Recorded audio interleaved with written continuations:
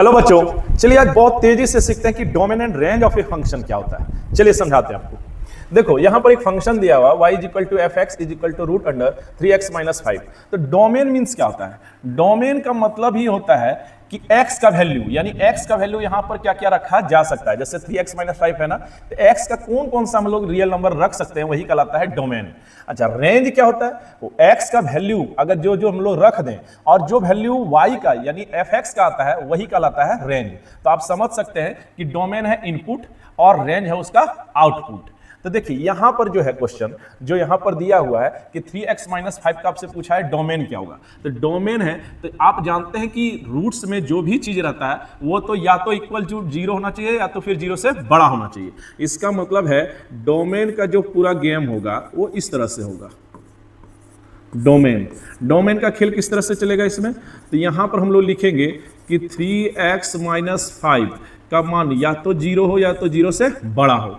अब यहां से अगर हम लोग x का वैल्यू निकालते हैं तो हमारा आता है 5/3, यानी x का वैल्यू आएगा 5/3 का इक्वल या फिर उससे ग्रेटर। इसका मतलब है x का वैल्यू जो हमारा आ सकता है, जो इसको सेटिस्फाई कराएगा, वो होगा 5/3 से लेकर इंफिनिटी तक, और यही चीज कहलाता है डोमेन। तो डोमेन मींस होता है x का वैल्यू, डोमेन मींस x का वैल्यू।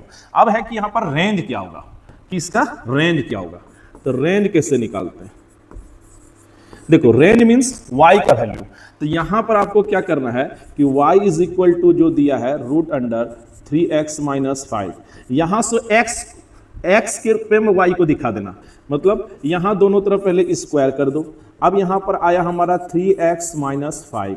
अब यहां पर जैसे हम लोग x का वैल्यू निकालते हैं तो x का वैल्यू होगा हमारा y स्क्वायर, ये माइनस ट्रांसफॉर्म हुआ तो प्लस, अब बाय 3 इतना आ जाएगा, यानी x को दिखा दो y के रूप में। अब यहां पर गौर करने वाली बात है कि यहां पर जो x का जो वैल्यू आया था वो था हमारा 5/3 से लेकर इंफिनिटी तक।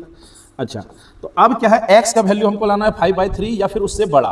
तो आप यहां जब देखते हैं कि y का कौन कौन सा वैल्यू हम लोग रख सकते हैं, तो y इक्वल टू 0 ही रख सकते हैं, क्योंकि अगर माइनस या प्लस कुछ भी रख देंगे 0 के अलावा तो ये फिर ग्रेटर देन हो जाएगा। तो 5/3 लाने के लिए y का वैल्यू होना चाहिए 0। इसका मतलब है कि y का जो वैल्यू आप रख सकते हैं यहां पर, वो रख सकते हैं 0 या फिर 0 से फिर बड़ा, 0 से बड़ा, तो 0 टू इंफिनिटी हो जाएगा। और यही चीज कहलाता है रेंज, यानी y का वैल्यू ही कहलाता है रेंज। तो डोमेन हो गया 5/3 से लेकर इंफिनिटी, और रेंज यहां पर हो जाएगा 0 से इंफिनिटी। आई होप ये आपको समझ में आया होगा।